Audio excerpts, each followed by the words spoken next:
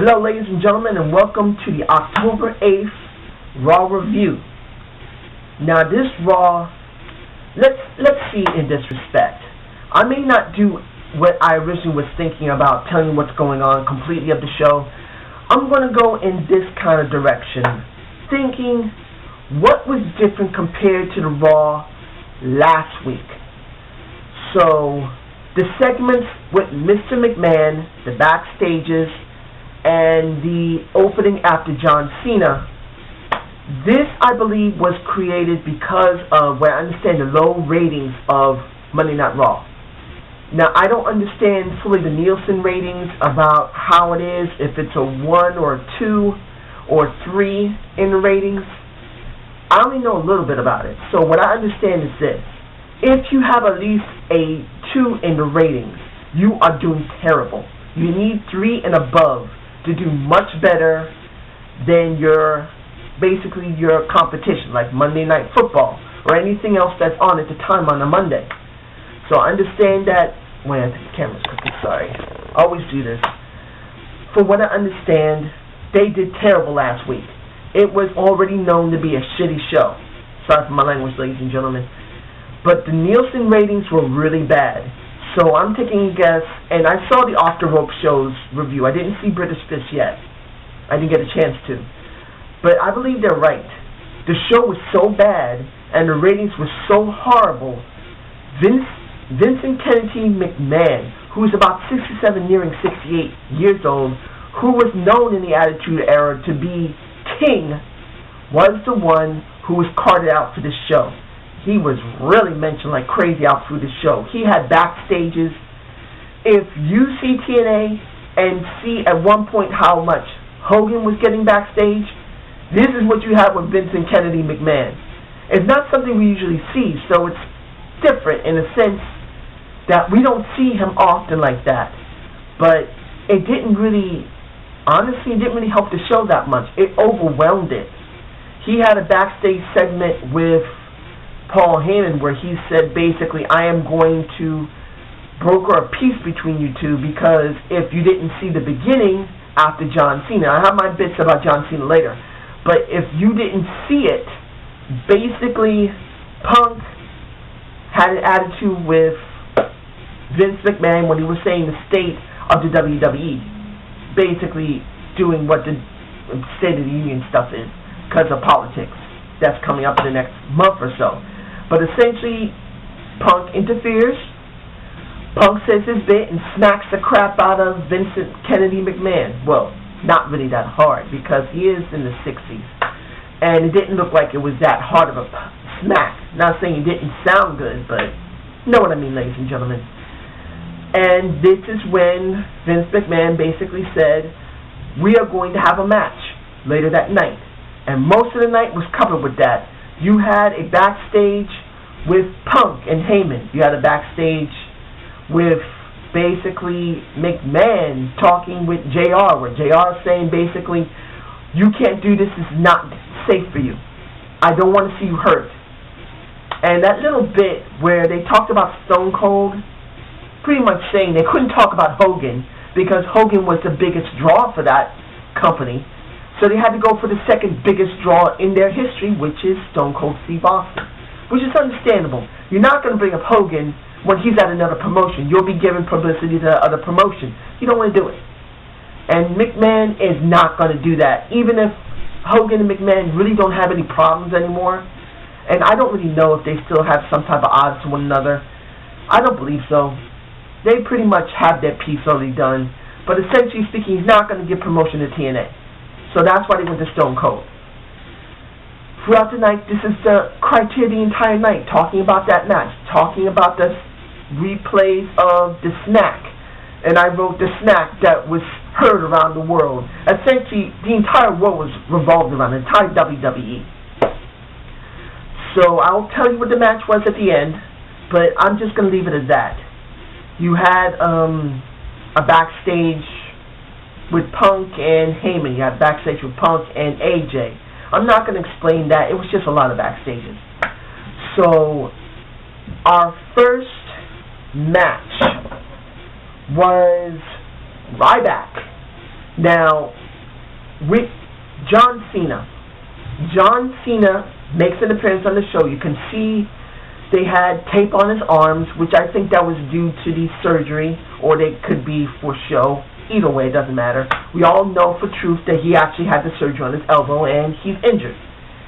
He said pretty much a gambit of everything, talking about Antonio Pizarro, talking about Kane and Daniel Bryan, talking about big nipples, whatever. He basically covered everything, including Hell in a Cell, and saying he's going to do whatever's necessary going to Hell in a Cell.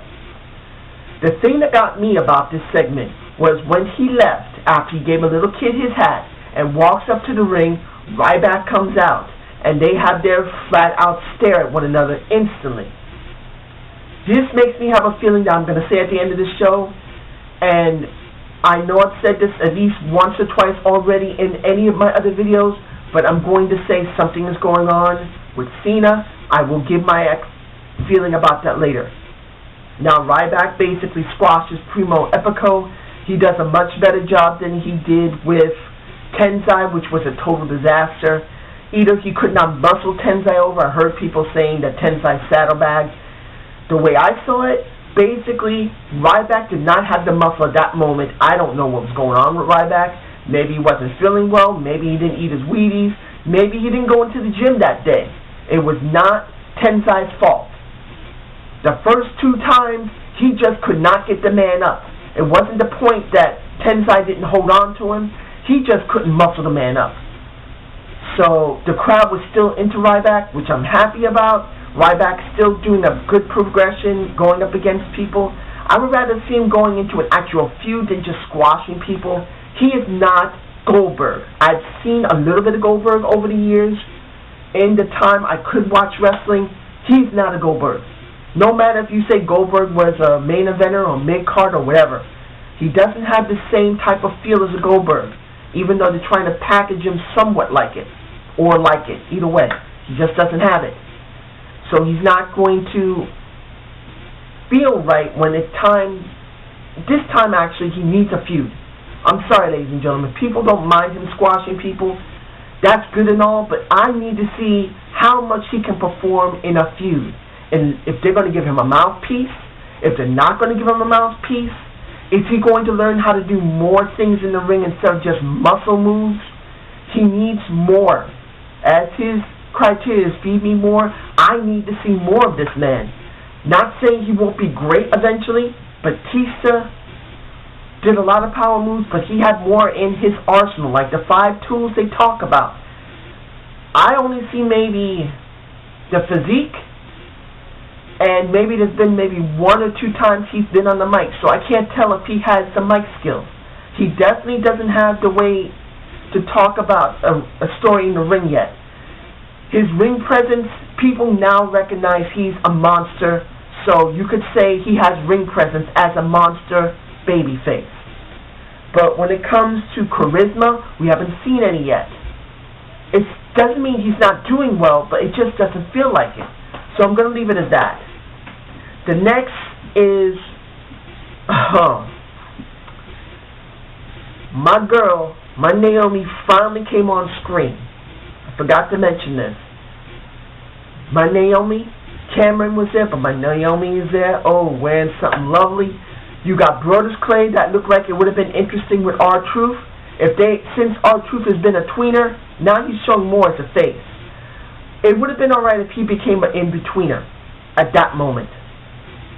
Doing the dance in the ring wasn't bad at all. I got to see my baby.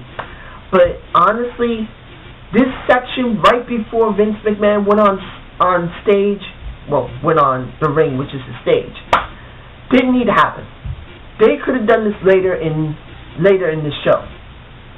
It didn't need to be cut off the way it did, because people were actually enjoying it.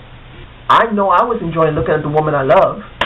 And if Brodus Clay and basically R-Truth become a tag team, that might become something interesting. It might. Or you could have them fighting one another. I wouldn't mind seeing R-Truth turn heel again and going after Brodus Clay, saying that he's trying to take his gimmick and dance. That wouldn't be bad. So I'll leave it as that. You had Wade Barrett and Sheamus. Okay, now where can we begin with this? Simply put, Wade Barrett did not do a job here. It's clear. He got, if I understand correctly, how can I explain this? You have most of the match wasn't bad. Those two had some decent chemistry, actually more than decent chemistry in the ring. They just never had an opportunity to show it completely. What little they could show has been very good, but not great. Now, Wade Barrett at the end looked like he was about to get a Brogue Kick, and I thought in the very beginnings when I heard him come out, I thought, you got to be kidding me. They're not going to let him job. He just came back, and I'm glad he didn't, because first you had Tensai come into the ring and basically attack Sheamus, which was good. You don't usually see Sheamus get beat up. Unfortunately, it didn't last long because he basically Brogue kicked Tensai, and then he kicks Wade Barrett out the ring instead of Brogue kicking him, so that was okay. Big Show also came out, and Big Show got into the ring, caught the Brogue kick, and then shoved Sheamus out of the ring, which a lot of people are going to say, I don't know if a lot of people are going to say, I'm going to say it like this. I believe this is still looking better than what they usually show between a heel and a face in a feud, because usually they would have people attack one another, usually beat up on one another. The way they've been doing this, they've been making sure that the heel and face don't have that much interaction. In this case, since Big Show could not get kicked by the Brogue Kick, which is okay, he shoves basically Sheamus out the ring, which you need. You need to have your heel showing that he can really do something to the face, either by sometimes lighting chi and steel or muscle him out of it. The way Sheamus has been packaged, he has been basically muscling everyone out as basically like a monster babyface. Almost nothing. No. Basically beating everyone that way. This way, Sheamus has not been able to put anyone over. In other words, how can I say this? Basically, not put anyone over, sorry. Beat anyone down. Sorry, it's been a long day. Sheamus has been beating everyone down, beating everyone out, beating everyone up, and putting them on the mic, even though his mic skills in some of the cases haven't been bad, some of it has been bad, but basically that's how it is. With Big Show, the way they're packaging this feud, you can at least say that they're not having much contact. You're trying to give Big Show more heel heat and show that he can't normally get hurt if he really is focused on it. If it had been like ADR, it would be a mess, because ADR has been beat so many times before the time when he finally was showing that he could become a monster heel, or at least a decent good heel. It made no sense to even have the feud. So it's okay with this. Now we have Tyson Kidd and Antonio Rosado. I said during my Night of Champions review, if I'm correct, in the pre-show, that Antonio winning this, if he's lucky, he'll be prominently featured and they'll give him something to do. If not, they're going to throw him on Superstars and he'll seldomly be seen on TV and he'll become irrelevant. He has become irrelevant. They have nothing for him to do.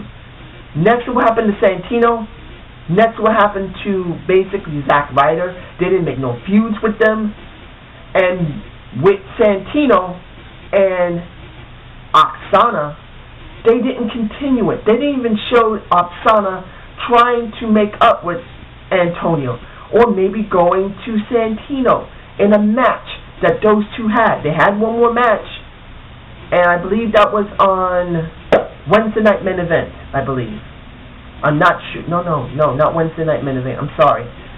I'm thinking about Santino and Zack Ryder going up against Tyson Kidd and Justin Gabriel. I'm sorry about that. Oh, and that's the reason why they're in a match later. But essentially speaking, they didn't continue anything with Antonio. He's flat.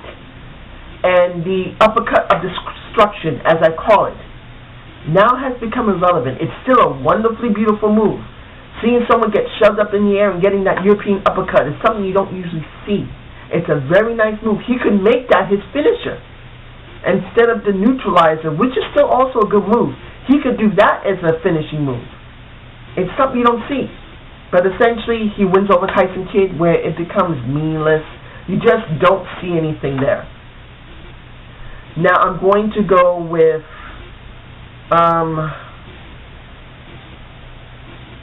Santino and oh yeah, here we go.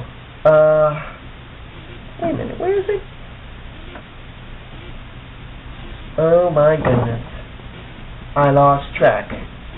Santino and Zack Ryder against the Rogue Scholars. Sorry about that. I just got so many notes, it's hard to keep up sometimes. I didn't expect the Rogue Scholars to lose because they really are good, clear contenders for the tag team straps. I wouldn't mind them having it. Not one bit. They won this, it didn't take so long, and that was a good thing. I'm glad about it.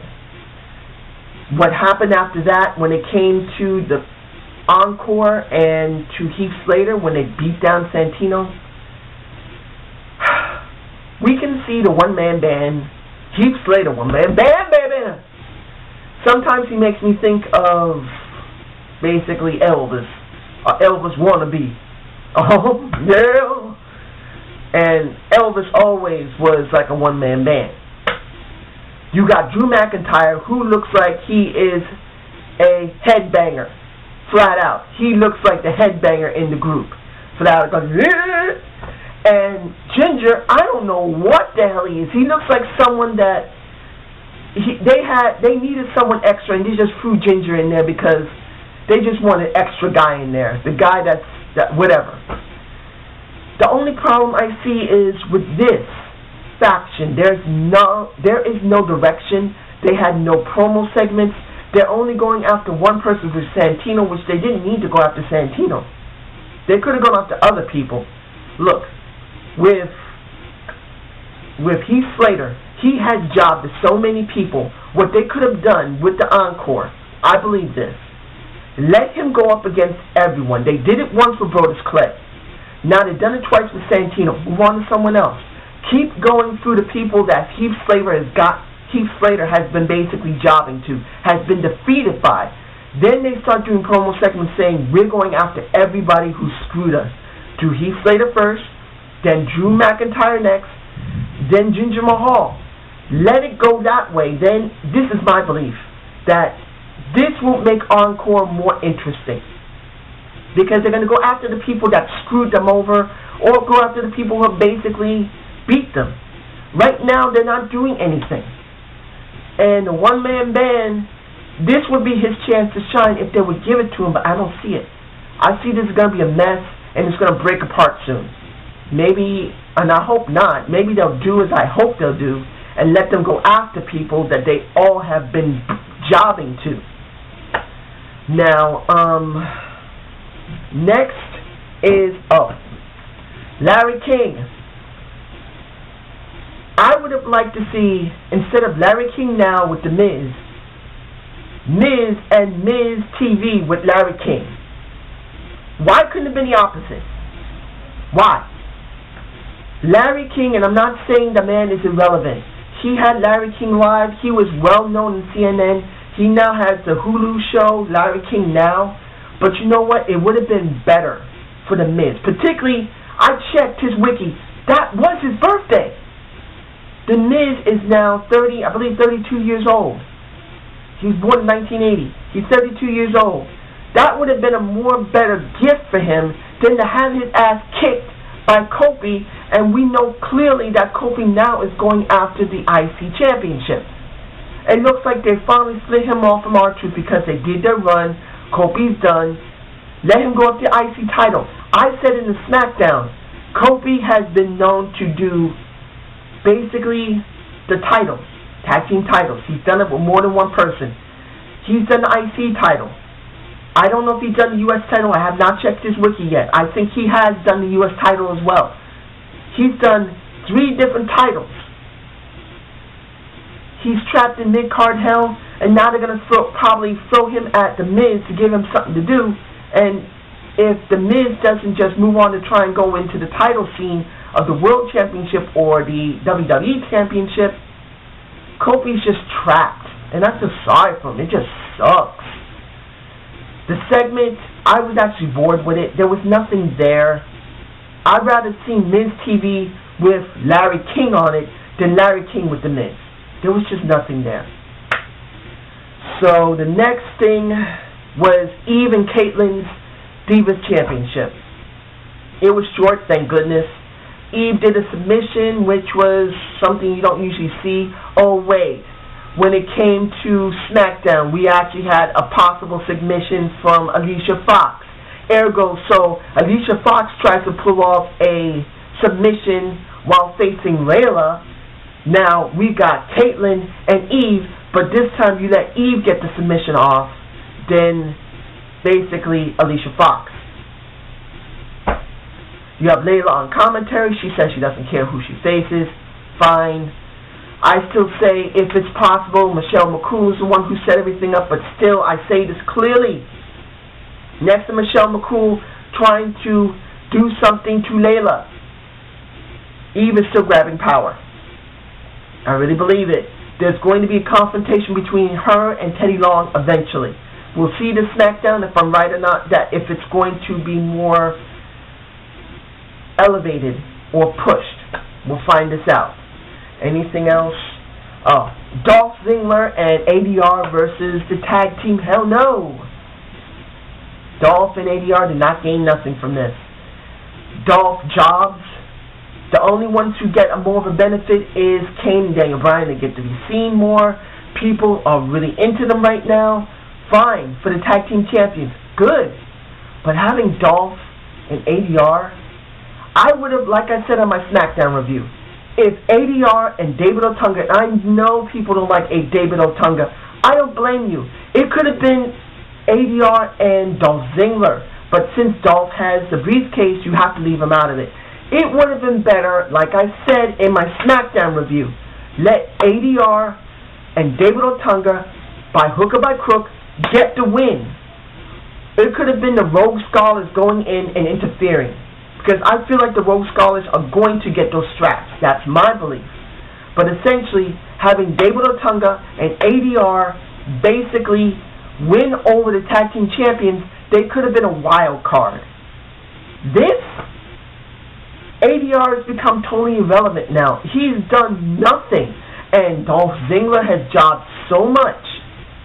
They might as well just give ADR a chance to go up against Dolph and let ADR go after that briefcase. Maybe it'll be a difference. Who knows? It don't matter. Or better yet, let Dolph go up to someone else and then do it. Maybe a Brodus Clay. Anybody. Because Dolph is irrelevant. Unless he wins a match at Hell in a Cell, which would be a shock to everyone, Dolph is a waste. So, let me see. The match with, I believe I didn't say this, yeah. The match with the Primetime Players and Ray and Sin Cara. And I wish to say Ray and Sin Cara are matching up their clothes more. You can see the ridges on either side of their heads. Kind of like what happened with Animal Hawk and the Legion of Doom. I don't mind it. This match was to help them really begin to learn how to work together. Basically, Sin Cara is still botching a bit, but it's not as bad as it was. It's a little bit, at least this time. If we see in the next couple of months they work a little more with it, I had a feeling that Sin Cara and Ray will be at, if it's possible to do WrestleMania 29. It's a possibility. I don't think they're going to have that match at WrestleMania 29. I think maybe it's going to be farther up. Maybe it might be later in the year. I don't know when. Maybe I'll make a video on that.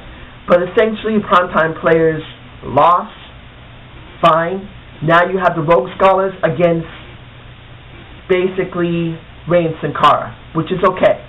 I didn't expect the Primetime Players to really get very far, but it's alright as far as they got. Now, let's see, anything else? We have the final segment, which was Vincent Kennedy McMahon against our voice of the voiceless, CM Punk. You don't see Vince McMahon get in the ring anymore. He is older in years. He's not very built. You can see the gullet in his neck. And I was looking at that thing going, is that a gullet? It is a gullet. He didn't do the laser surgery to get rid of that sucker. He could have done it by now. Women are doing it. Who say man can't do it either? Get rid of this, ladies and gentlemen. Get rid of this. But essentially, I can say that even though it was very light work for him, because even though he did get cut on his eye, he did dive off the table when he threw CM Punk into the commentary table. He did do the kendo sticks with CM Punk. You could see they were being not too rough with him. He is older in years. I have a feeling they mainly did this because of their ratings.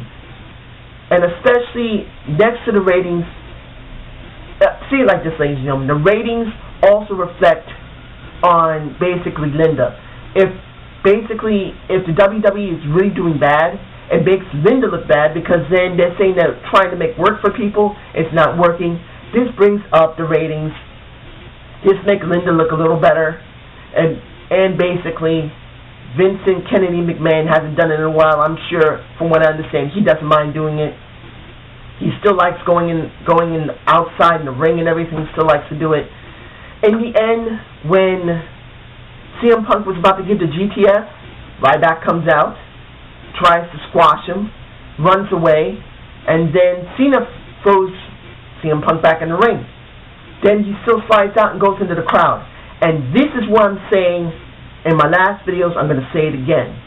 When Vincent Kennedy McMahon, Mr. McMahon, said clearly, I'm giving you a choice. Either you face Ryback or Cena, and if you don't do it, I'm going to make the choice. This is what I believe, ladies and gentlemen.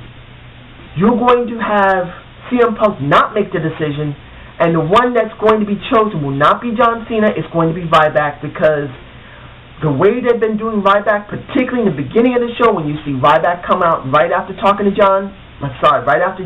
talked, and they had that look, I am saying this clearly. I hope I'm wrong. I'm going to say this clearly. This is still a very rare possibility, but I really believe, if I'm not wrong, and I hope I'm wrong, they're choosing Ryback because John Cena cannot do the match. He may be there at Hell in a Cell. Maybe he may try to cause some trouble so Ryback could win.